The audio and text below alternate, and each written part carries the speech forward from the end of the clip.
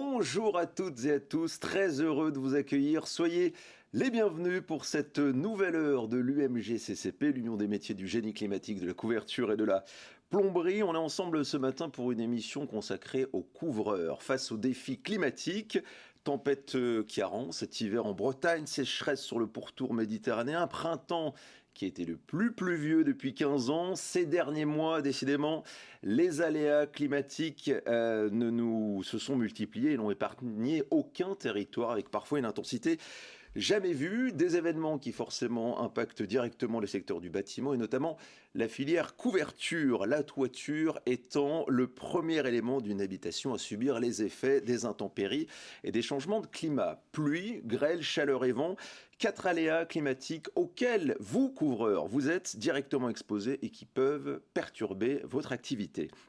Alors finalement, quels sont les grands défis à relever face au changement climatique? Comment la filière peut-elle s'adapter, faire évoluer ses pratiques? Quelles sont les solutions qui existent? On en parle avec mes 3 invités, dont 2 sont en plateau et 1 à distance.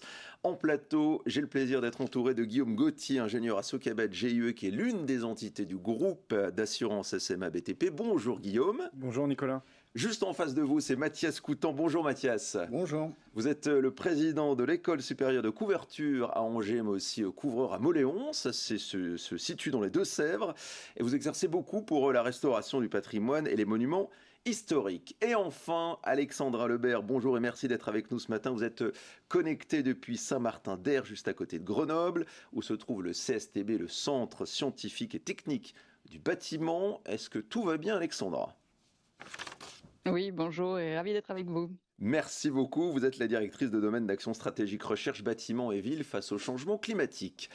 Bien entendu, vous qui nous suivez à distance, vous pouvez nous poser vos questions tout au long de l'émission, vos commentaires, c'est le principe, n'hésitez pas.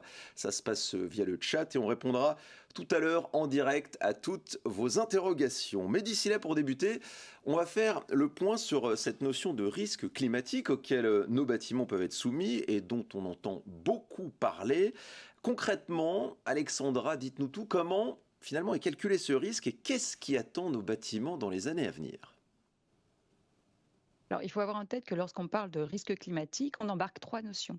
On embarque une notion de climat et donc de l'évolution des aléas que sont les pluviométries, le rayonnement, les températures. Donc ça, c'est la partie aléas climatiques.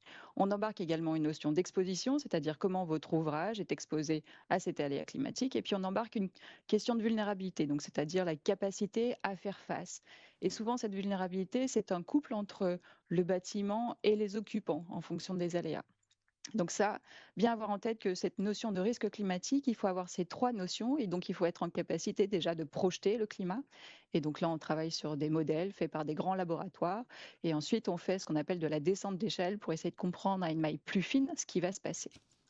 Il faut avoir en tête aussi qu'aujourd'hui en France, on est à un réchauffement de l'ordre de 1,7 degré et en France et en Europe, on se réchauffe un peu plus vite que le reste du monde. On va travailler tous sur une seule et même trajectoire, c'est la trajectoire de réchauffement pour l'adaptation au changement climatique et ça s'appelle la TRAC. Et donc l'objectif, c'est de faire en sorte que tous les secteurs aient pour un seul objectif et cet objectif, c'est de s'adapter à un plus 4 degrés à l'horizon 2100. Et juste pour finir, un horizon à 4 degrés en 2100, qu'est-ce que ça veut dire? Ça veut dire effectivement des aléas beaucoup plus forts, beaucoup plus intenses, beaucoup plus fréquents.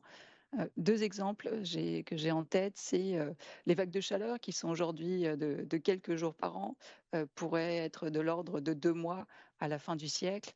Et puis, un petit chiffre à avoir en tête qui est assez facile, lorsqu'on parle d'enneigement, on considère qu'effectivement, à chaque fois qu'on va gagner 1 degré, on va perdre à peu près 1 mois d'enneigement à 1 500 mètres d'altitude. Donc voilà pour vous dire quelques mots sur à quoi on va être confronté pour le secteur de la construction. Alors, vous avez planté le décor. Maintenant, on va se demander, est-ce qu'il y a finalement des territoires qui vont être plus touchés que d'autres, Alexandra? Alors, vous avez raison de poser la question parce qu'effectivement, le changement climatique ne va pas s'appliquer de manière homogène au territoire, ce qui est déjà le cas finalement. Certains territoires sont plus susceptibles d'être touchés par certains aléas. Alors, ce qu'on sait, c'est qu'a priori, le quart sud-est va être plus touché plus rapidement par l'augmentation des températures. On sait bien aussi qu'évidemment les territoires montagneux et tous les massifs montagneux vont être touchés de manière un peu spécifique parce qu'ils rencontrent évidemment d'autres phénomènes liés à l'enneigement, liés au permafrost. Donc il va y avoir une sensibilité particulière. On sait également que la partie outre-mer, celle qui est dans les tropiques, va être touchée par des cyclones qui vont être sans doute pas tout autant fréquents, mais sans doute plus intenses. Donc voilà, on connaît certaines spécificités sur certains territoires, mais tout ça évidemment entaché de beaucoup d'incertitudes. Donc c'est pour ça que les gens travaillent sur différents modèles et on essaye de comprendre ce qui va être probable, très fortement probable, ou encore entaché d'incertitudes. Donc un sujet qui reste très complexe, ce changement climatique, on l'a bien compris. Dernière question avant de passer la parole à mes invités en plateau. Si on se met maintenant à l'échelle de la toiture, Alexandra, qui reste l'interface clé entre les éléments extérieurs et le bâtiment, quelles sont les conséquences directes de ces risques climatiques dont vous nous avez parlé? Alors, la première conséquence, il y a évidemment une conséquence en termes de dommages qui peuvent être attendus. Donc, pour certains, c'est des éléments assez spécifiques. Il y a une notion qui est évidemment très importante et qui va l'être encore plus dans le bâtiment, c'est la notion de confort au sein des bâtiments. Et pour l'instant, aujourd'hui, on parle encore d'ailleurs de confort estival. On va sans doute avoir des sujets autour de la sécurité sanitaire au sein des ouvrages, tout simplement parce que lorsqu'on va avoir des vagues de chaleur extrêmement longues, il va falloir pouvoir conserver un confort dans les bâtiments. Et ça devient vraiment un sujet de santé publique. Et donc, la couverture, qui fait partie de l'enveloppe du bâtiment, va avoir un rôle de protection entre l'environnement extérieur et l'environnement intérieur. Donc, ça, point est vraiment très important. Donc, un côté, les parties dommages, parce que du coup, la toiture va être en premier chef exposée à certains aléas, et puis la notion d'ouvrage. Et donc là, c'est comment la toiture va continuer à assurer son rôle de protection pour les occupants des ouvrages. Merci beaucoup Alexandra pour vos éclaircissements et vos précisions. Alors je me tourne maintenant vers vous Guillaume. Quel est l'impact en termes de coûts des catastrophes naturelles qui se sont multipliées ces dernières années? Alors moi, je vais dézoomer un tout petit peu au démarrage. Déjà, au niveau mondial, on peut estimer qu'on a des pertes qui sont autour de 300 milliards d'euros pour les catastrophes naturelles qui se sont déroulées ces dernières années. Mais on peut aussi dire que les assureurs en ont réglé en indemnité environ 130 milliards. Mais on peut regarder aussi à l'échelle de la France l'historique des différentes catastrophes naturelles et des différents impacts des tempêtes également. Et donc, on voit que depuis 1989, on a, si on prend des moyennes sur les différentes décennies, on a plus que doublé les indemnisations des différents dommages qui sont dus à des catastrophes naturelles ou à des tempêtes en tout genre. On peut aussi relever que l'année 2023 était une année très particulière vis-à-vis de la grêle. Et là, on peut le remarquer sur le graphe, sur la dernière barre qui est en mauve. Forcément, ça a des conséquences, tout cela, sur le système assurantiel français. Concrètement, c'est quoi ces conséquences sur l'évolution des risques climatiques? C'est quoi l'impact? En fait, il faut bien voir qu'on a, dans nos contrats d'assurance, on a deux types de garanties. On a les garanties catastrophes naturelles, on a les garanties tempête, grêle, donc là, qui sont couvertes naturellement par les contrats de dommages. Par contre, dès lors que vous avez un contrat de dommages, il y a une garantie spécifique qui vise les catastrophes naturelles. Et là, on vient impacter la sécheresse, les inondations, les séismes, le volcanisme, mais également les grands cyclones. Donc, ce qu'on remarque, c'est qu'on a un système qui est de plus en plus déséquilibré et que, en fait, il va y avoir, à partir du 1er janvier 2025, une augmentation de cette taxe dite catastrophe naturelle sur tous nos contrats de dommages qui va passer de 12% à 20% pour équilibrer le système. Au-delà, est-ce que cette augmentation des catastrophes naturelles, elle présente un potentiel risque de désengagement de certains assureurs? En fait, on aimerait l'éviter, Oui. mais on constate que à l'étranger, si je prends les États-Unis, en Floride, avec la récurrence des différents cyclones et des différentes tempêtes, on a des assureurs qui commencent à se désengager. On a vu également ça en Californie, où 2 autres assureurs se sont désengagés. Donc c'est pas des petits États, hein, on est en train de parler d'États qui sont équivalentes, en tout cas la Californie équivalente à la France, hein, en termes de PIB.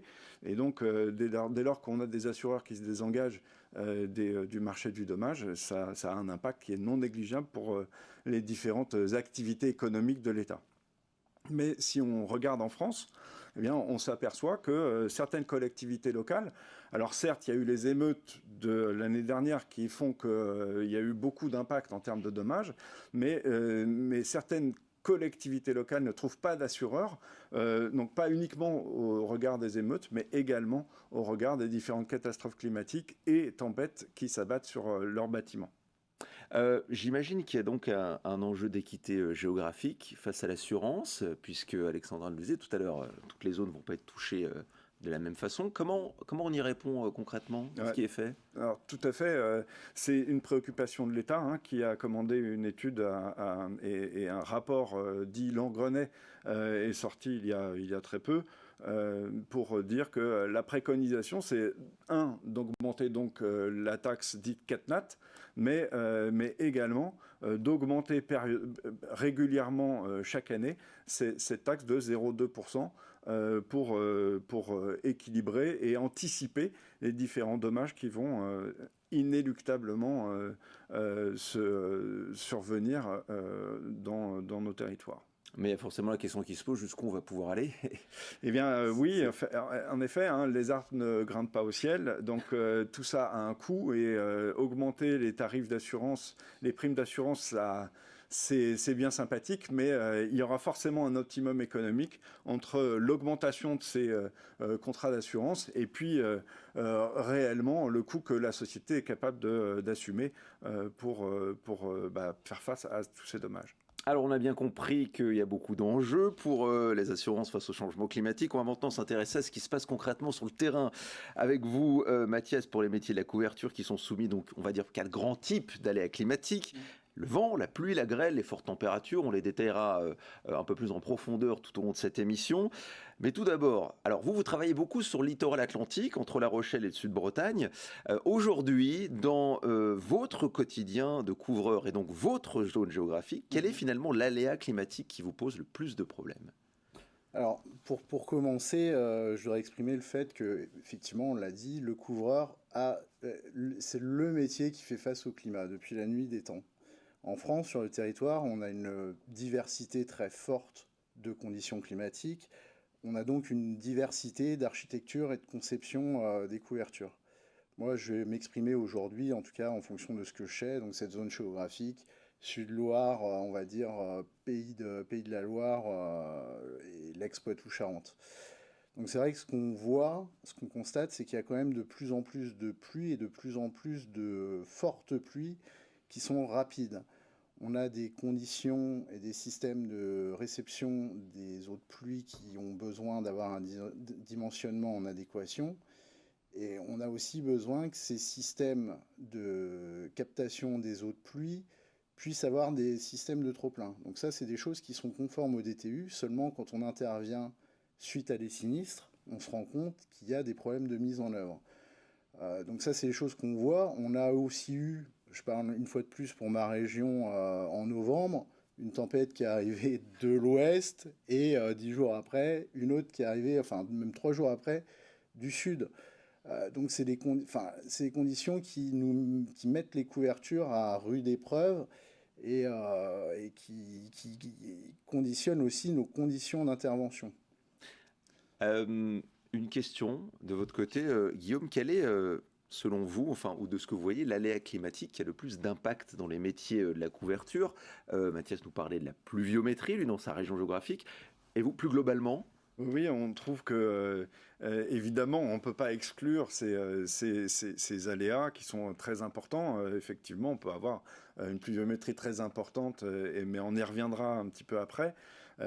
Néanmoins, comme je le remarquais tout à l'heure sur le graphe, on a eu une année 2023 qui était particulière vis-à-vis de la grêle, et puis donc on estime autour de 5 milliards les dommages qui sont dus à cet épisode.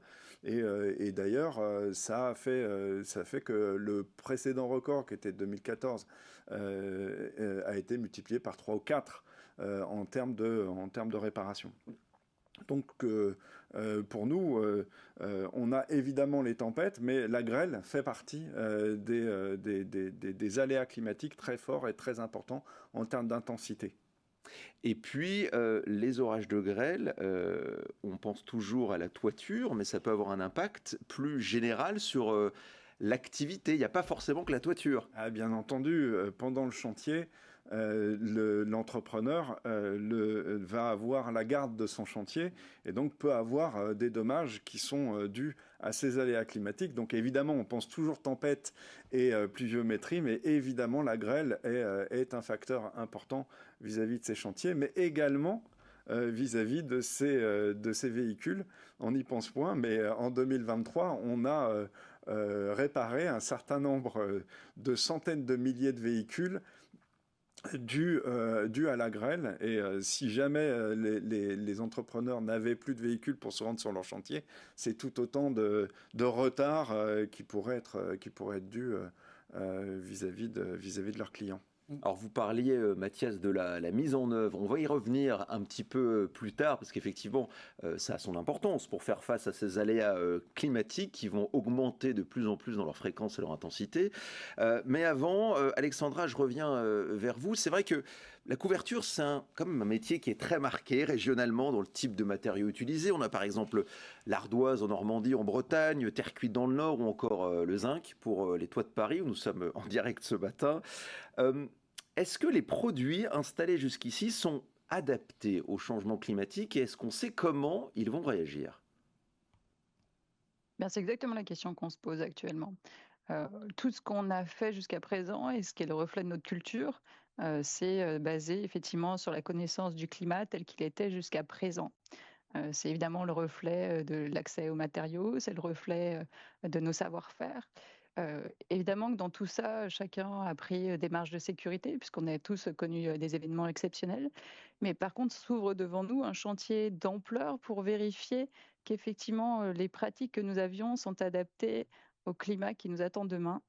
Et ça, c'est un chantier assez considérable puisque sur la base des données de sinistralité, sur la base de projections climatiques, sur la base de simulations, il va falloir rouvrir tout autre cadre de conception puisque la météo et puis surtout les données climatiques sont intrinsèques à ces documents. Donc de manière directe ou indirecte, dans tous les documents qui font la conception du bâtiment, vous avez des données climatiques. Et donc la question pour nous, c'est faut-il les réviser? Dans quelle mesure? Ça repose la question des protocoles de vieillissement, ça repose la question évidemment des calculs de consommation d'énergie. Donc c'est vraiment un chantier qui est assez considérable, qui doit être mené dans un temps assez court, mais en concertation, parce que l'idée c'est l'adaptation et le changement climatique, on va y être tous confrontés. Donc c'est vraiment un chantier. C'est un chantier d'ampleur et un chantier forcément collectif à mener dans les années à venir. Donc concrètement, je ne sais pas répondre à votre question aujourd'hui. Je ne sais pas quels seront les produits qui seront adaptés au climat de demain, mais c'est vraiment le moment de se poser la question. Et finalement, dans les simulations que vous effectuez, vous travaillez concrètement sur quoi? Même si on a bien compris qu'on n'a pas d'éléments de réponse encore, que c'est beaucoup d'essais, sur cette question des simulations, vous travaillez sur quoi pour un peu voir ce qui pourrait se passer? Un exemple, on peut regarder les températures de surface. À quelle température de surface vont être soumis les matériaux et pendant combien de temps, à quelle fréquence? Et la question, c'est est-ce que les protocoles de vieillissement que nous avions en laboratoire sont adaptés pour rendre compte du vieillissement des produits qu'ils auront en milieu naturel? Donc ça peut être un exemple. Ça peut être se reposer la question des tests qui sont faits pour la grêle, qui sont très rares. Finalement, ils concernent aujourd'hui que 2 types de matériaux. Faut-il les étendre? Voilà, c'est ce genre de questions qu'on va se poser. Sur les vents, de la même façon, on fait référence à des cartes de vent. Faut-il les réviser? Si oui, comment? Donc c'est vraiment, on rouvre tout. On rouvre tout, on regarde où sont les températures, les vitesses de vent, les charges, les éléments sur les précipitations. Et à chaque fois, il va falloir se reposer les questions de qu'est-ce que ça représente? Est-ce que c'est adapté au climat de demain? Quelles sont les marges de sécurité? Quelle va être la fréquence des événements extrêmes? Quel est le niveau de risque qu'on va être capable et qu'on voudra assumer? Et donc, il va falloir tout réviser. Donc on sent qu'effectivement le chantier est d'ampleur, beaucoup de questions se posent, mais c'est pas parce qu'on a des questions qu'on peut pas forcément apporter des réponses déjà en face, s'adapter, et on va en parler maintenant avec Guillaume et Mathias. Je le disais tout à l'heure, vent, pluie, grêle, forte température, c'est vraiment les 4 aléas climatiques qui impactent directement les éléments de couverture qui vont être de plus en plus sollicités forcément aux extrêmes. Mathias, on va aller prendre un exemple concret. Si on prend l'exemple des vagues de chaleur, quel impact ça va avoir sur leur mise en œuvre? Alors, au niveau des vagues de chaleur et des amplitudes thermiques, il y a notamment pour les couvertures métalliques des grosses contraintes qui vont être appliquées, et ça sur la dilatation. Donc, quand on a des éléments de couverture qui peuvent faire 8, 10, 12 mètres, on a des systèmes de fixation qui sont adaptés. Et là, on le voit aussi quand on retourne en SAV, pas toujours bien mis en œuvre. Pas toujours conforme au DTU et aux règles qui existent, et on se rend compte que déjà là ça emmène des pathologies qui sont liées à la dilatation. Donc on sait aussi que nos éléments de couverture vont devoir encaisser de plus en plus, et on sait, en tout cas on constate dans notre secteur que quand c'est bien mis en œuvre, quand on est conforme, on a quelque chose qui est efficace. Après, effectivement, la question de la pluie et des dimensionnements et des besoins de trop-plein, et j'en ai parlé tout à l'heure, et des risques qui sont liés à la grêle, aux événements soudains, là, il faut qu'on réfléchisse. Comme le disait Alexandra, il faut absolument que la filière se regroupe avec effectivement un côté scientifique, un côté assureur, qu'on puisse recroiser nos regards et se poser les questions des directions qu'on va donner demain à nos métiers. Et ces questions, elles sont forcément inhérentes à des territoires, puisque on se rend compte que la météo est ultra localisée. Moi, sur une même zone de chalandise, j'ai 12 équipes qui font des chantiers longs. On se rend compte que sur des chantiers de 12 mois, les gars n'ont pas vécu la même chose, très clairement. Et sur 20 km, entre un front de mer et un intérieur des terres, pareil, dans une même zone, même en se basant sur la carte de concomitance de nos pluies et vents, on se rend compte que les climats ne sont pas du tout les mêmes. Donc il faut qu'on se réunisse. Peut-être qu'on peut apporter, nous aussi, aux scientifiques, notre regard en faisant un suivi sur ce qui est garanti sur 10 ans de manière empirique. Il y a des chantiers qu'on vend, pour lesquels on met en place des contrats d'entretien. Donc c'est des choses sur lesquelles on peut avoir un regard continu. Peut-être que là, on peut aussi aider en apportant de l'information. Et donc travailler main dans la main pour s'adapter, anticiper ce qui va se passer. Guillaume, est-ce que vous auriez quelques chiffres à nous partager sur un état de la sinistralité en dommages ouvrages des métiers de la couverture et les éléments impactés, pour qu'on voit un peu déjà ce qui se passe? Alors, tout à l'heure, on a parlé des dommages qui étaient issus des catastrophes naturelles et des tempêtes. Donc là, je vais plus parler de la vie courante de ces dernières années et qui concerne donc la dommage ouvrage. Donc c'est bien la garantie que le maître d'ouvrage acquiert auprès d'un assureur pour le couvrir pour son ouvrage pendant 10 ans. Et donc dans ces sinistres dommages ouvrages, on a à peu près 10% de la sinistralité qui est due à la couverture. Dans ces 10%, on va prendre à peu près 50% pour les petits éléments, donc tuiles, ardoises, et à peu près 50% pour toute la couverture en grands éléments. Donc là, on va retrouver acier, zinc, cuivre, ce genre de couverture. Mais si on regarde les coûts moyens, on est autour de 7 000 à 15 000 euros, enfin, selon les typologies d'ouvrages. Est-ce que je suis sur de la maison individuelle, du tertiaire, enfin, évidemment, les coûts vont être très différents. Mais ce qu'on relève réellement, c'est que 80% de la sinistralité en dommages ouvrages, ça concerne de l'étanchéité de la toiture. Et parmi ces chiffres-là, si on devait classer les désordres les plus importants, là on vient regarder 60% qui sont liés aux points singuliers, notamment en rive de toiture, au niveau des noues. Donc ça c'est très récurrent, mais également au niveau des émergences, hein, que ce soit les cheminées, les fenêtres de toit ou les skydomes. On a énormément de sinistralité autour de ces points singuliers.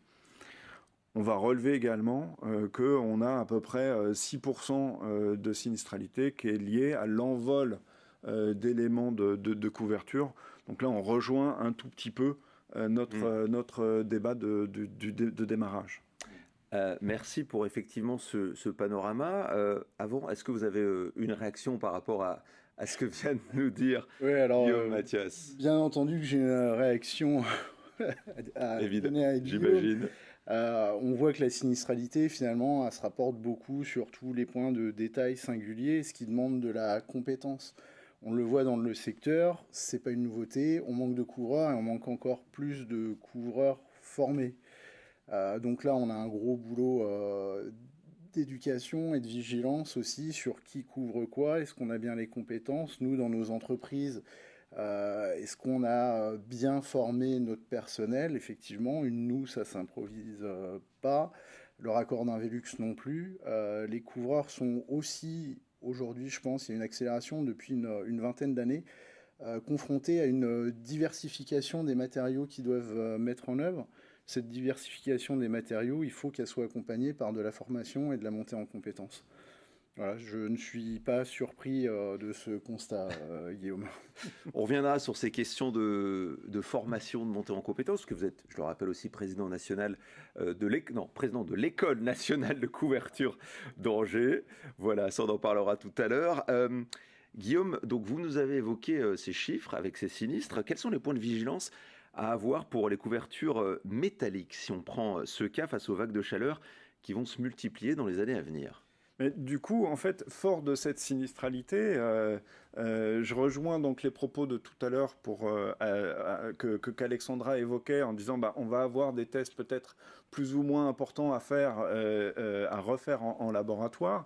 Je rejoins Mathias sur la compétence.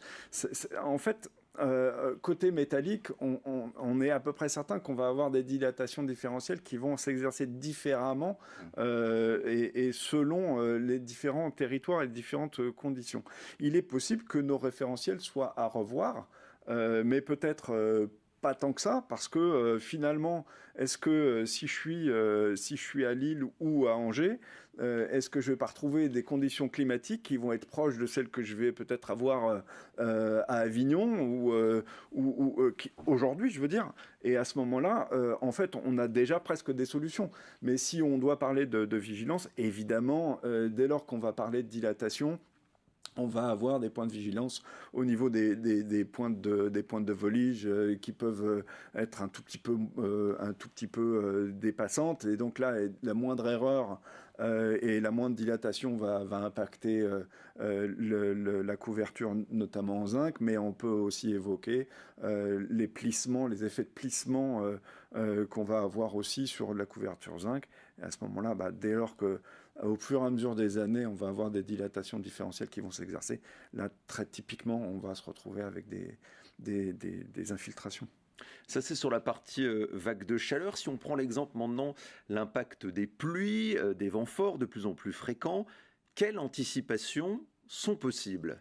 Mais là, j'ai à peu près la même réponse en réalité, mais sur des éléments qui sont peut-être un peu moins liés aux dilatations différentielles. On pourrait très bien imaginer que sur les éléments de couverture, on revoit ou on réadapte ou réajuste finalement les couples pente recouvrement, qu'on révise un tout petit peu peut-être les bureaux si on est sur de la couverture tuile, de façon à peut-être augmenter un petit peu les recouvrements, peut-être vis-à-vis des vents forts, on va se retrouver peut-être mais un peu plus de crochets, parce que dans certaines zones de vent et certaines zones zones climatiques en France, on vient mettre plus ou moins de crochets sur nos tuiles plates.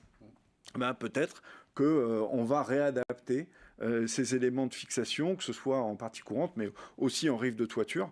Mais encore une fois, je pense qu'on a tous les éléments. Il faut peut-être qu'on évoque et qu'on voit ça avec les professionnels et le CSTB, bien sûr, qu'il ne faut pas oublier dans l'affaire. Je vous vois, Mathias, acquiescer à ce que nous dit Guillaume. Est-ce que vous avez un commentaire à apporter par rapport à cette adaptation, cette anticipation? Il y a pas mal de bonnes idées, de points de vigilance à avoir. Vous qui êtes sur le terrain, quelle est votre réaction finalement? Je suis tout à fait d'accord avec ce que vient de dire Guillaume. De toute façon, le couvreur a toujours su s'adapter et faire une couverture normalement de circonstance, c'est-à-dire dans un environnement, dans un contexte. La couverture doit être réfléchie avant bien même qu'on intervienne. Alexandra l'a dit tout à l'heure. La question première que doit se poser un couvreur avant de démarrer une étude technique, puisqu'il faut quand même qu'on réfléchisse un petit peu à ce qu'on va faire avant de le commencer, c'est où se situe le bâtiment au niveau de la concomitance pluie-vent, sa région géographique, 1, 2, 3. Est-ce que je suis dans une cuvette? Est-ce que je suis sur une butte? Est-ce que je suis sur une plaine? Ça définit nos valeurs de recouvrement. Et on va aussi se poser la question, on n'en a pas parlé parce que c'est pas lié au climat, mais la fréquentation des volatiles et parfois même la fréquentation des volatiles et les espèces qui changent en fréquentation.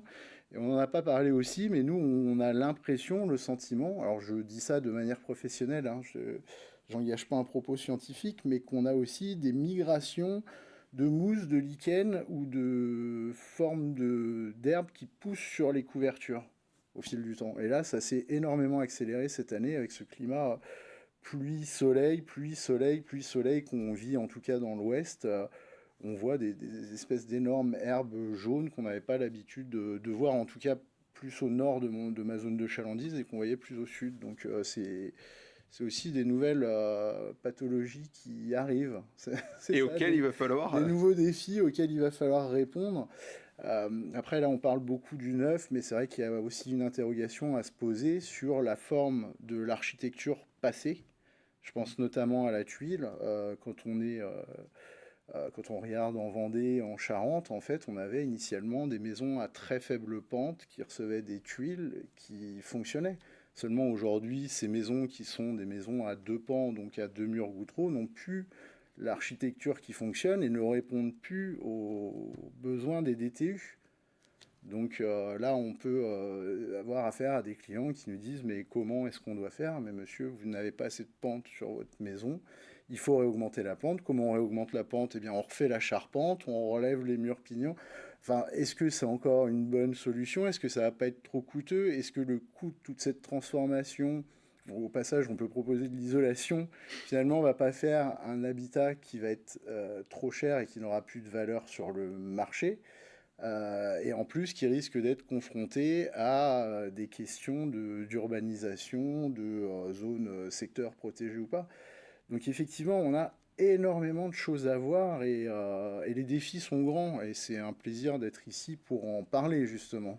Les défis, justement, on va revenir sur le défi de la grêle qu'on évoquait tout à l'heure, sur l'augmentation de la taille des grêlons, la fréquence des orages de grêle. Vous nous avez dit tout à l'heure, attention, c'est un aléa climatique majeur. Nous, en tant qu'assureurs, c'est ce qu'on voit.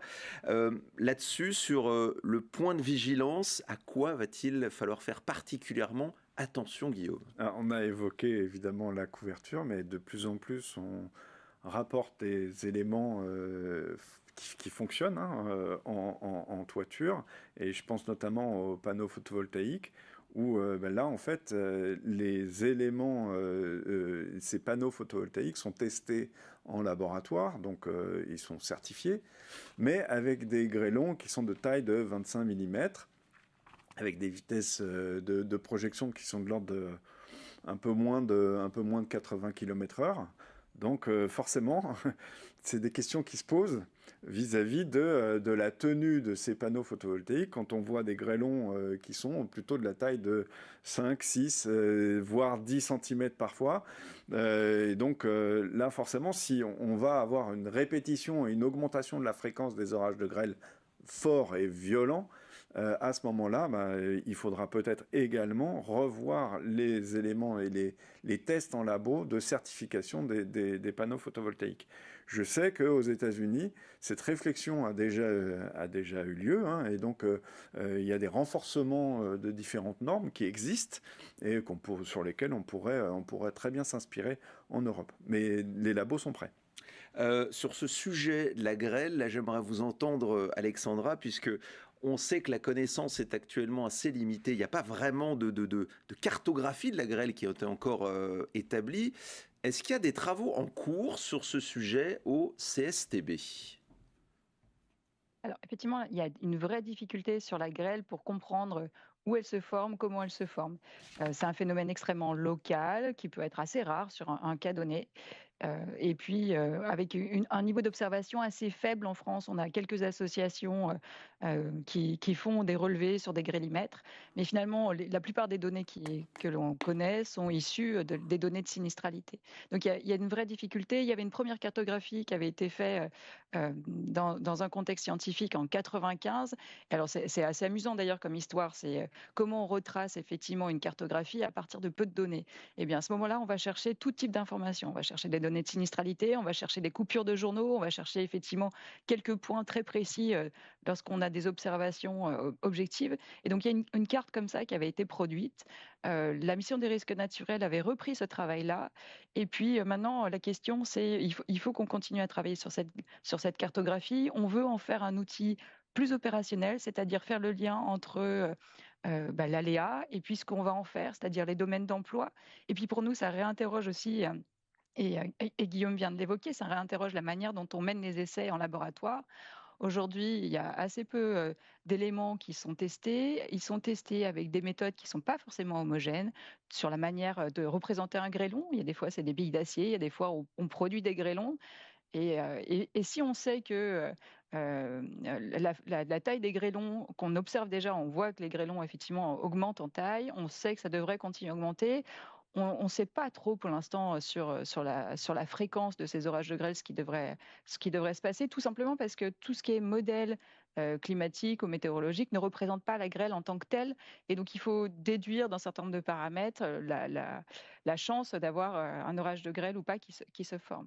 Donc un vrai travail à faire sur la base des données historiques, encore du travail à faire sur la partie modélisation. Et là, évidemment, c'est les laboratoires de climatologie qui seront à la manœuvre là-dessus. Mais pour nous, une question, effectivement, de comment on réutilise ces cartographies pour en faire un outil qui soit utile pour le secteur de la construction et qui réinterroge effectivement notre façon de modéliser. Et là, il faudra effectivement s'inspirer notamment d'outre-Atlantique, mais il y a aussi pas mal de choses qui se font en Europe.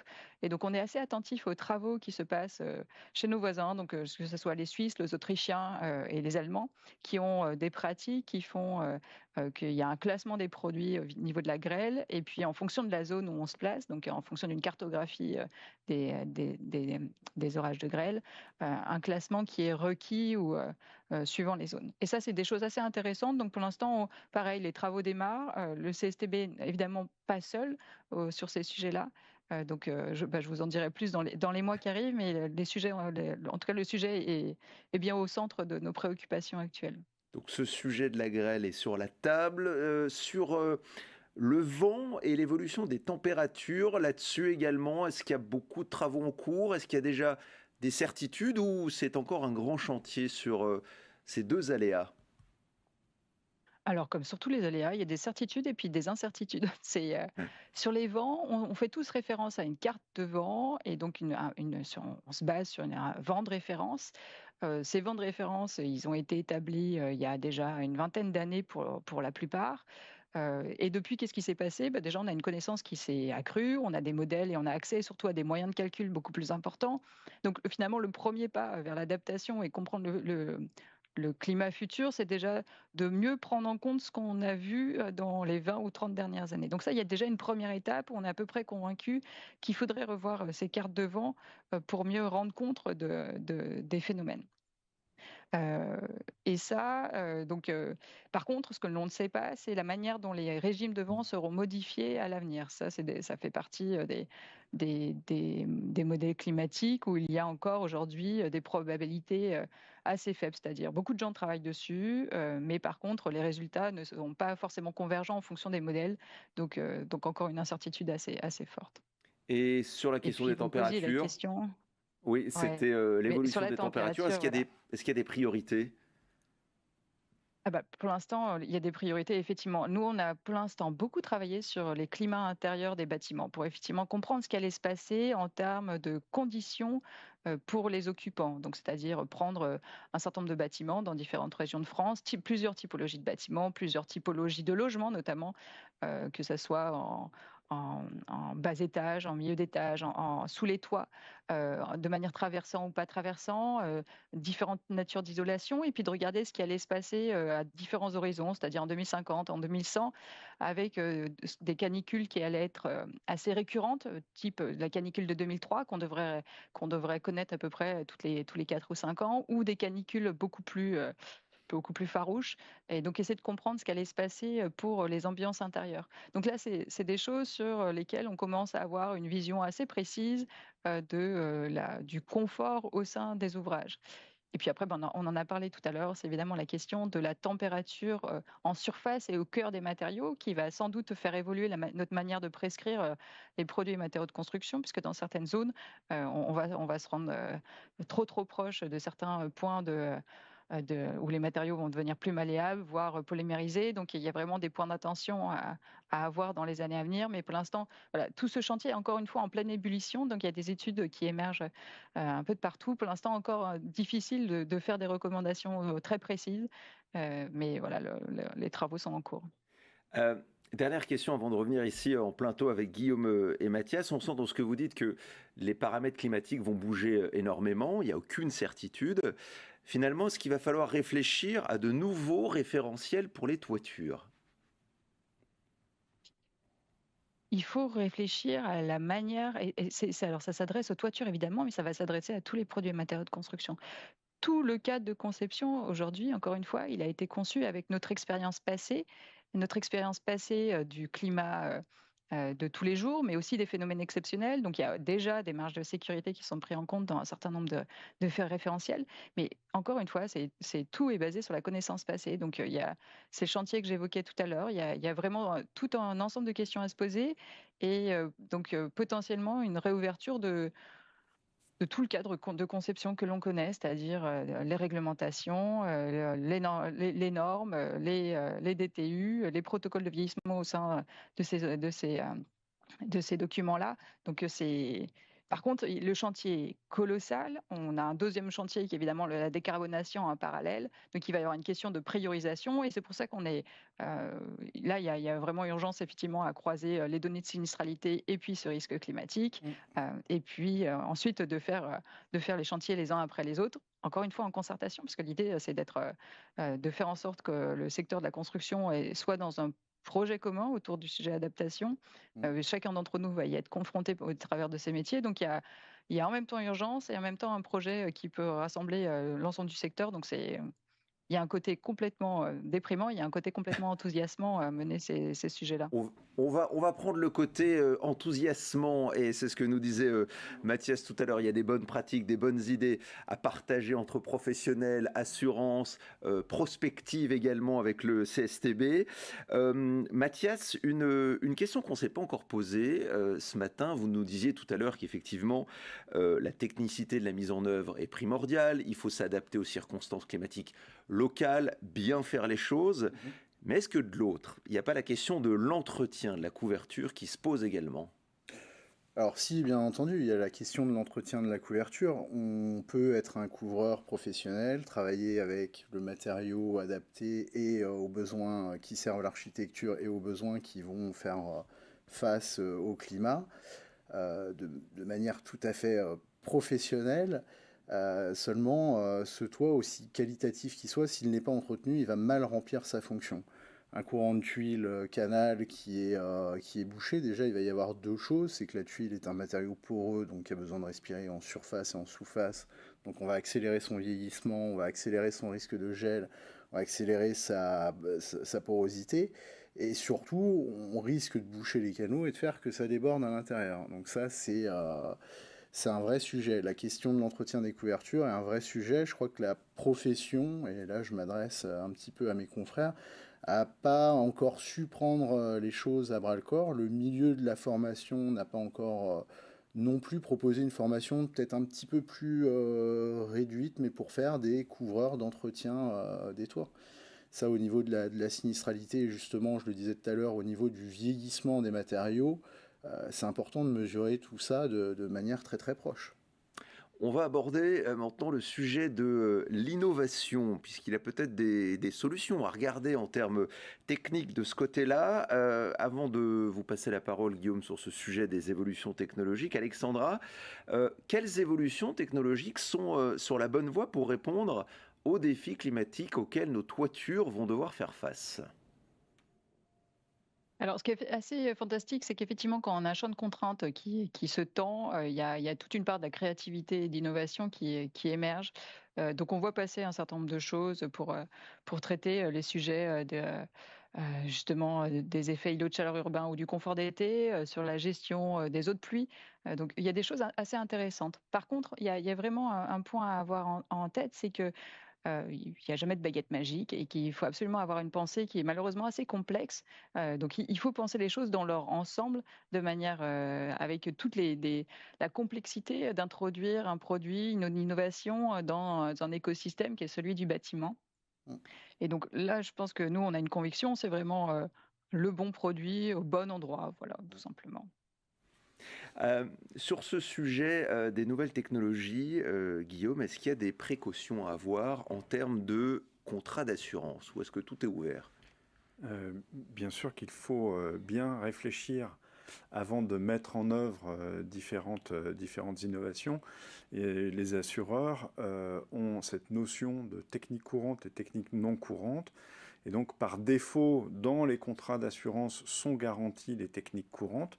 Et dès qu'on sort de cette notion de technique courante, alors il faut, et c'est le rôle de l'assureur, dont SMABTP est un acteur important, c'est d'accompagner le professionnel pour étudier les différents produits qui sont mis en œuvre avec lui, et éventuellement être en discussion avec les fabricants qui peuvent leur proposer un certain nombre d'éléments et de nouveautés.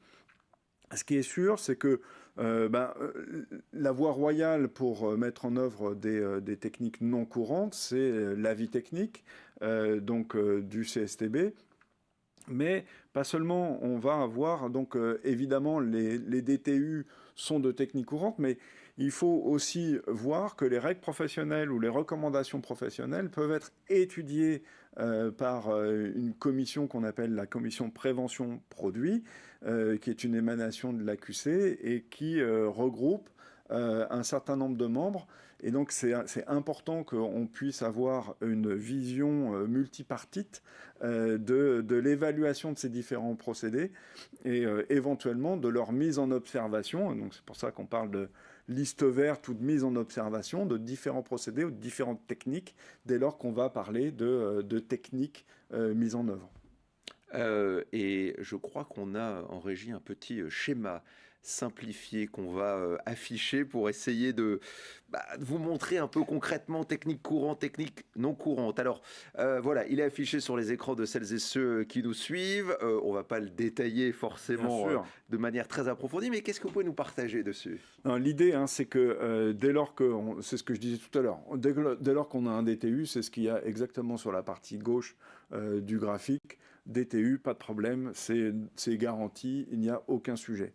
Dès lors qu'on vient parler de recommandations professionnelles ou de règles professionnelles ou d'avis techniques alors ces différentes soit techniques de mise en œuvre, soit produits vont passer en commission prévention produit et vont être classés en technique courante et technique non courante. C'est pour ça que la recommandation, c'est de dire bon bah voilà, je dois aller regarder ce qui se passe sur le site de la C2P. Si je veux mettre en œuvre un procédé innovant, est-ce qu'il est dans la liste verte de la C2P ou est-ce qu'il est mis en observation parce qu'on a observé une sinistralité importante et qui justifierait la mise en observation. C'est pas anodin, hein, la mise en observation, c'est-à-dire que c'est pas seulement un assureur parmi d'autres, hein, c'est l'ensemble des assureurs qui mettent en observation une technique ou une technologie et ça a beaucoup d'impact sur l'activité des professionnels. De toute façon, quoi qu'il arrive, en cas de doute, les professionnels trouveront toujours une oreille attentive auprès de leur assureur pour débroussailler parfois ce grand maelstrom de normes et de règles qui peuvent parfois paraître complexes si on sort des DTU. Dans quelques minutes, nous passerons à vos questions, vos commentaires également sur tout ce qui s'est dit depuis le début de cette émission. Donc n'hésitez pas, il n'est pas trop tard, c'est encore le temps de nous envoyer tout ça via le chat. Allez, d'ici un peu moins de 10 minutes, on va répondre à tout ce que vous nous avez envoyé. Vos questions sont les bienvenues. Mais avant, Mathias, je me tourne une nouvelle fois vers vous. Le changement climatique, est-ce que ça pose pas aussi la question des conditions de travail des couvreurs et donc, in fine, de la productivité sur un chantier? Si, alors ça pose les conditions de travail de nos couvreurs, mais aussi de toute l'équipe. Quand on a un phénomène de grêle, c'est un phénomène soudain qui va faire beaucoup de dégâts. Alors qu'est-ce qu'on fait, même si on est un petit peu loin du phénomène? Est-ce qu'on va aider les gens? Est-ce qu'on va bâcher? Est-ce qu'on stoppe notre activité pour expliquer aux gens qu'on finira plus tard pour aller vers l'urgence? Ça, c'est des choses compliquées. Les fortes pluies qu'on subit depuis décembre, 8-10 mois, octobre, pardon, 8-10 mois maintenant, chez nous, ça fait sonner le téléphone, hein. On appelle ça une relance économique. Mais là, c'est une relance économique un peu trop soutenue. Donc voilà, c'est des choses finalement qu'on ne sait pas gérer aussi. Donc une fois de plus, on n'a pas assez de couvreurs, on a beaucoup de demandes. Et on a des conditions qui ne sont pas favorables à la production et à la productivité.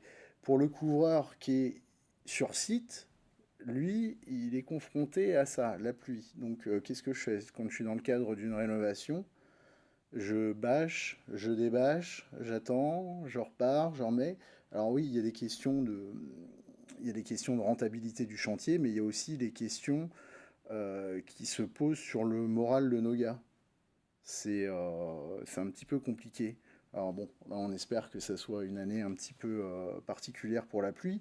Par contre, ce qu'on voit de plus en plus, c'est durant les phénomènes de forte chaleur, là c'est très très très compliqué de travailler dehors. On est dans des régions où on n'a pas l'habitude, on a des rythmes de vie qui sont peut-être différents de ceux du sud de la France où on commence tôt, on arrête pendant un petit moment et puis on reprend un peu plus tard quand la température est redescendue. Donc ça pose des vraies questions. Ouais. C'est parce qu'on arrive à s'organiser, faire commencer les gars un peu plus tôt ou arranger les horaires. Maintenant, quand les phénomènes sont longs, c'est pas toujours possible.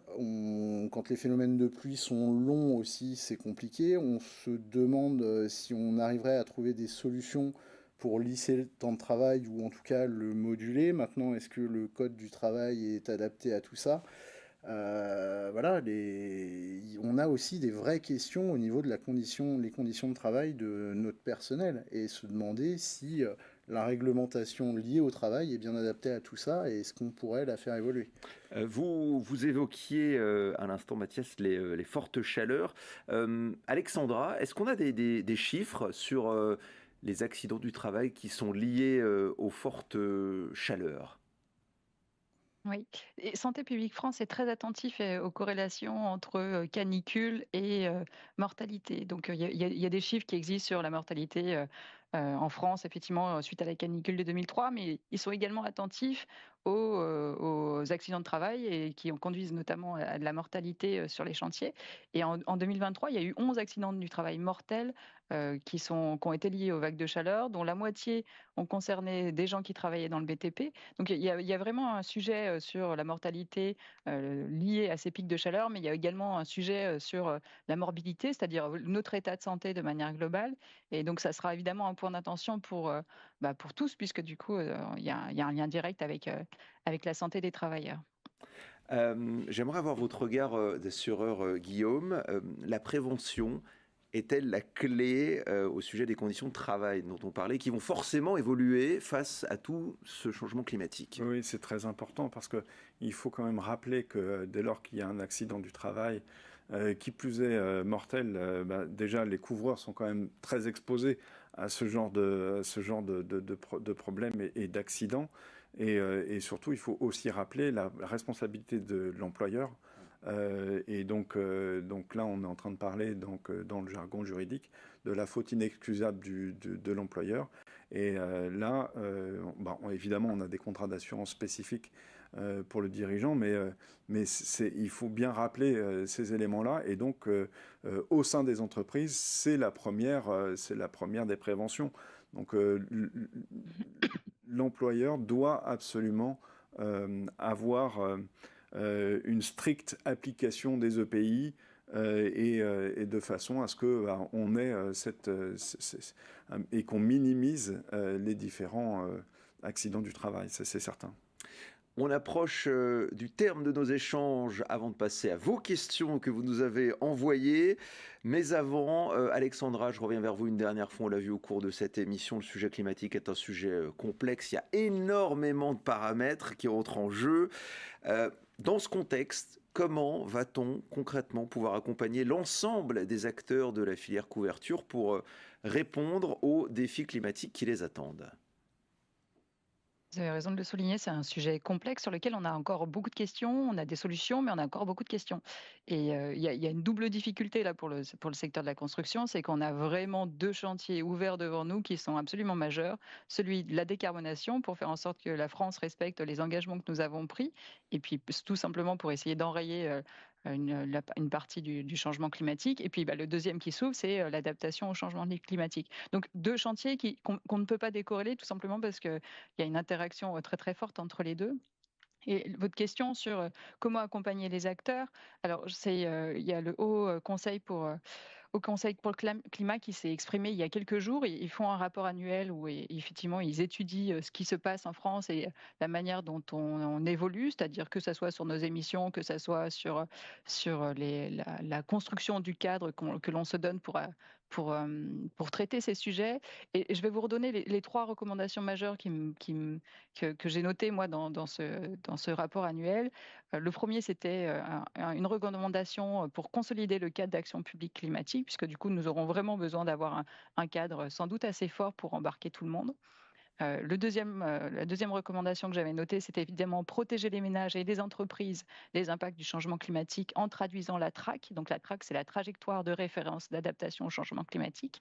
Et là, il faut pouvoir inscrire cette TRAC dans le cadre technique, dans le cadre opérationnel. Il faut évidemment avoir des moyens et donc il faut planifier les besoins et les besoins en financement pour accompagner cette opérationnalité de la TRAC. Et puis la dernière recommandation qu'il faisait, c'était de tenir le cap de la décarbonation, puisque tenir ce cap nous fera en sorte qu'il y a un moment, on espère pouvoir enrayer ce changement climatique. Donc il faut absolument que ce sujet-là, ça soit un sujet de conviction qui soit partagé entre les acteurs, et comme ça on va avoir sans doute de la formation, des innovations et puis un cadre qui va évoluer pour nous permettre de protéger les générations à venir. Merci Alexandra, restez bien avec nous dans une minute, on passe aux questions que nous ont envoyées nos internautes, mais avant elle l'évoquait Alexandra, ce volet formation, j'aimerais terminer là-dessus avec vous Mathias, en tant que président de l'école supérieure de couverture. Quel est votre regard sur le sujet, sur l'évolution des pratiques, la formation professionnelle? Va-t-il falloir tout revoir pour s'adapter? Alors je pense qu'on en a pas mal parlé, il faut qu'on se concerte et il faut effectivement que la formation soit au cœur des débats. Alexandra l'a dit, l'enjeu est de taille, la mobilisation et le fait qu'on avance groupé est importante. Le fait que les assureurs, les industriels, les scientifiques et les professionnels et les centres de formation évoluent main dans la main, c'est une adéquation qui est nécessaire si on veut pouvoir progresser et faire progresser nos pratiques. Et c'est nécessaire qu'on se pose les questions une fois de plus au niveau régional, au niveau local. C'est-à-dire qu'on doit avoir des centres de formation qui se posent la question sur la provenance de leurs matériaux, parce qu'on parle de décarbonation. Est-ce qu'il faut qu'on ait aussi dans la profession plus de soutien sur l'approche des matériaux qu'on emploie? Est-ce qu'on doit revenir à des questions sur la proximité des matériaux qu'on emploie et l'adéquation avec les besoins architecturaux qui sont aussi liés à une région? Il faut que la formation se remette en question en permanence. Voilà, pour faire simple. Mais vous avez fait très simple et concis. Je vous remercie, Mathias. On va passer maintenant, pour terminer cette émission, à vos questions que vous nous avez envoyées. Et écoutez bien, voici la première. Donc, nous avons effectivement quelques questions sur le chat.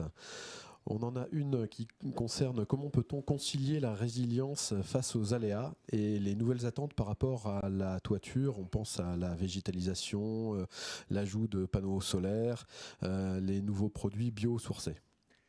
Première question, qui souhaite prendre la parole sur ce sujet? Mathias, Guillaume, par rapport à cette question de résilience et les nouveautés, toi végétalisé. Allez-y, Mathias. Je suis pas certain de ce qu'on entend par résilience, matériaux biosourcés. J'ai un peu le sentiment que la profession a toujours su faire avec ce qu'elle trouvait de manière géologique ou dans les arbres, quoi. On a toujours fait avec de l'argile, de la pierre ou avec du bois. Voilà, en tout cas pour ce que je peux en dire. Le toit terrasse végétalisé, je ne connais pas, je ne pratique pas. Je suis ici en tant que couvreur du toit en pente. Donc, mais je pense qu'on est capable, en tout cas, de se reposer les questions de nos sources d'approvisionnement et savoir est-ce qu'elles sont en adéquation avec ses besoins de résilience. On va peut-être poser la question à Alexandra au CSTB. Sur la question qui vient de nous être posée, est-ce que vous auriez un complément à nous ajouter? Est-ce que vous souhaitez intervenir? Juste se dire qu'il y a effectivement toujours la question de l'adéquation des choix que l'on fait d'un point de vue local à des enjeux beaucoup plus globaux.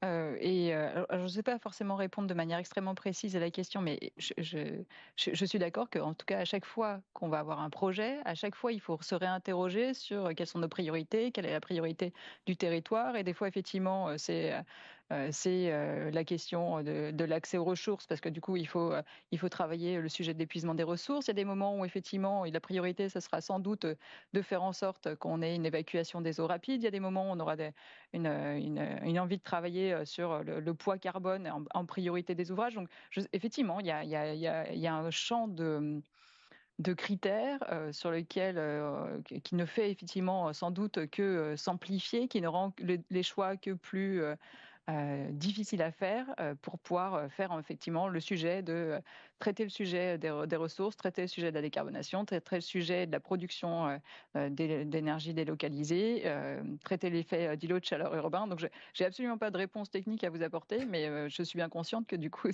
ça complexifie les prises de décision, oui. Mais c'était ce que vous évoquiez tout à l'heure, le bon produit au bon endroit et au bon moment. Seconde question qui nous est relayée par Yves de l'UMGCCP. Oui, deuxième question, si tout est réouvert, pour reprendre la formule utilisée, comment travailler, sachant qu'on a besoin de visibilité, sur quel référentiel on peut s'appuyer? Et puis une question un petit peu plus large, le CSTB est-il prêt à travailler avec la Fédération du bâtiment sur ces référentiels? Alors Alexandra, cette question effectivement c'est pour vous, vous nous le disiez pendant l'émission, le chantier est complexe, il n'y a pas de certitude, et là on nous dit oui mais s'il n'y a pas de certitude, on avance comment, on travaille sur quoi, on se base sur quoi pour avancer? Pour l'instant, on se base sur ce qui est en vigueur, tout simplement. C'est un peu réponse facile, mais alors il y a des choses qui ont déjà été crantées, ça il faut bien l'avoir en tête. C'est par exemple la réglementation, la nouvelle RE 2020 pour les calculs de besoins. Enfin, en gros, pour le calcul des conditions intérieures, on prend en compte la canicule de 2003. Alors on peut se dire que c'est toujours un climat passé, mais c'est quand même une séquence qui est qui fut assez exceptionnelle jusqu'à présent, qui sera une fréquence, une canicule qui va revenir régulièrement. Donc, en tout cas, pour la conception des ouvrages neufs, c'est ce qui est encore, effectivement, on est sur l'arbre qui cache la forêt, mais pour la conception des ouvrages neufs, d'un point de vue confort d'été, il y a déjà des choses qui ont avancé. On le voit en normalisation, il y a déjà des prises en compte de climat dans certains textes, et par contre, effectivement, sur toute la partie technique, le chantier s'ouvre. Le CSTB pourra évidemment et n'a strictement aucun intérêt à le faire seul. Par contre, là, ce qu'on est en train de cadrer, c'est la manière, la méthodologie, comment on s'y prend pour essayer de proposer un cadre de pensée pour pouvoir ensuite attaquer les sujets, le sujet de manière beaucoup plus massive. Et évidemment que le CSTB est prêt à travailler avec la FFB, ça, il n'y a absolument aucun doute. Il y a des discussions qui sont engagées sur ces sujets, évidemment. C'est ce que vous disiez tout à l'heure, ce besoin que ce soit un sujet de conviction qui soit partagé en tous les acteurs de la filière couverture, mais aussi les pouvoirs publics. On va prendre une troisième question, Yves.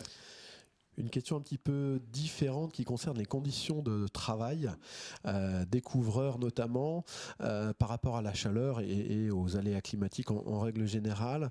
La stricte utilisation des équipements de protection individuels en termes de prévention est-elle la seule préconisation qu'on peut faire et que penser aussi des communes qui refusent de décaler les horaires de chantier en cas de forte chaleur? Ça, c'est une excellente question. Qui souhaite réagir? Guillaume, peut-être? Mathias.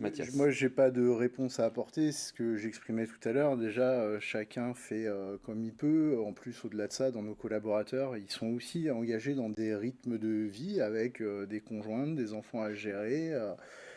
Parfois, on refuse qu'on commence les chantiers plus tôt, puisque effectivement, on est dans un quartier résidentiel, donc commencer à 5 heures du matin, ça fait pas forcément plaisir à tout le monde. C'est ça qui est un petit peu compliqué à gérer. Après, au-delà de ça, ce qu'on pense en tout cas en interne dans l'entreprise, c'est la fameuse question des 10 heures jour et 50 heures semaine. En fait, est-ce qu'on pourrait pas trouver des solutions pour qu'en période de forte chaleur, plutôt on stoppe, ou on temporise le travail, on y va moins, mais qu'on puisse avoir des périodes de rattrapage où finalement on dépasse un petit peu de ce cadre pour avoir un lissage de nos temps de travail. C'est la même chose avec la pluie en fait.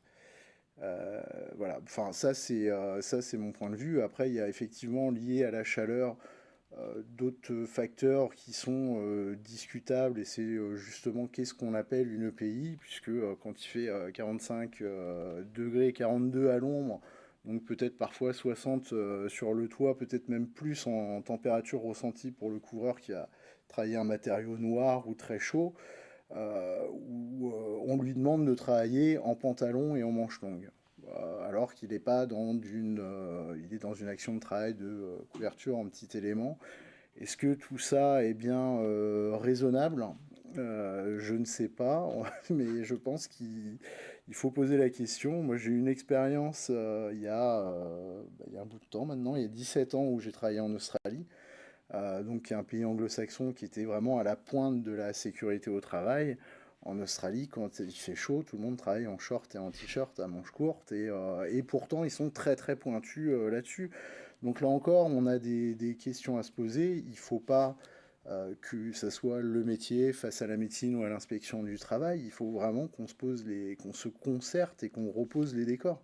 Les conditions changent, les règles du jeu changent. Il faut qu'on refixe les choses ensemble. Et pourquoi pas regarder les bonnes pratiques qui se font ailleurs, comme vous venez de l'évoquer. Alors, vous nous avez envoyé énormément de questions. Malheureusement, pour des questions de timing, on ne pourra pas répondre à toutes les questions. On a encore le temps d'en prendre une. Et après, il va sans doute falloir vous laisser pour tenir le timing de cette émission. Cette dernière question, Yves. Alors, dernière question, on s'intéresse aux matériaux maintenant. Le règlement européen sur les produits de construction est-il déjà obsolète vis-à-vis du changement climatique ? Excellente question. Est-ce que Guillaume? Moi, je peux démarrer, mais je ne peux pas être le seul à répondre à cette question. Évidemment, comme l'a dit Alexandra, le chantier va devoir démarrer, mais on a encore un peu de temps devant nous. On n'est pas en train de dire que tous les textes sont obsolètes aujourd'hui. Il faudra l'adapter au fur et à mesure des anticipations qu'on peut faire.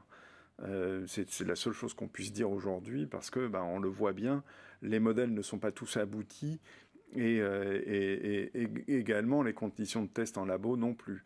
Mais ce qui est sûr, c'est qu'on a évoqué tout à l'heure des possibilités d'adapter les façons de faire, peut-être aller chercher les bonnes pratiques dans d'autres territoires. Et là, à ce moment-là, c'est à tout le moins, c'est ce qu'il faut qu'on fasse dès aujourd'hui. Allez, on me fait signe, on peut prendre une toute petite question encore, parce qu'on est généreux en ce mercredi 3 juillet. Yves, on vous écoute. Oui, une toute dernière question. Pour conclure, quel est l'équilibre entre le surcoût lié à l'anticipation de ces risques climatiques et le coût des sinistres si l'on ne fait rien ? Alors ça, c'est une excellente question. Guillaume, là-dessus. Et Mathias, peut-être pour commencer. Moi, je peux voir ce qu'on voit sur le marché. Effectivement, tout à l'heure, on parlait de la RE 2020 qui a l'air assez lourde, donc qui vient augmenter le coût de la construction dans une période qui est en plus où les taux d'intérêt sont très forts et où finalement, de notre point de vue de professionnel, on va répondre à des normes certainement très bien faites pour la question thermique, mais qui vont venir finalement appauvrir d'autres éléments de la construction et notamment la couverture. Donc moi je me désole parce que je suis un petit peu sensible à ce qu'est l'architecture, de voir un appauvrissement de la qualité où on perd des matériaux traditionnels au profit d'autres, mais ça c'est un avis très, très personnel. Mais on voit aussi un budget de couverture qui est réduit au profit peut-être d'entreprises moins regardantes sur la qualité des matériaux et la qualité de leur réalisation. Donc voilà, est-ce que finalement, c'est comme toute chose, quand on bouge une ligne, on en bouge aussi une autre? Oui, je rejoins tout à l'heure ce que disait Mathias. Il y a aussi la question de la compétence qui rejoint, parce que si on parle de sinistre, on dit qu'on va essayer de faire de la prévention. Si on fait de la prévention, on va essayer d'éviter un certain nombre de sinistres de façon à ce que le coût de la construction ne soit pas plus important. Donc il y a cet élément-là, mais de toute façon, c'est ce que je disais tout à l'heure quand je voulais utiliser la métaphore des arbres qui ne montent pas au ciel. Évidemment, il y aura un optimum économique qui, à un moment donné, va faire en sorte que peut-être on va innover, peut-être on va trouver des solutions parce que face à l'adversité, c'est là qu'on va chercher les solutions. Alexandra, il nous reste 30 secondes. On vous voit hocher la tête à distance avant de se quitter. Est-ce que vous avez un dernier mot à ajouter sur cette question des coûts, justement ?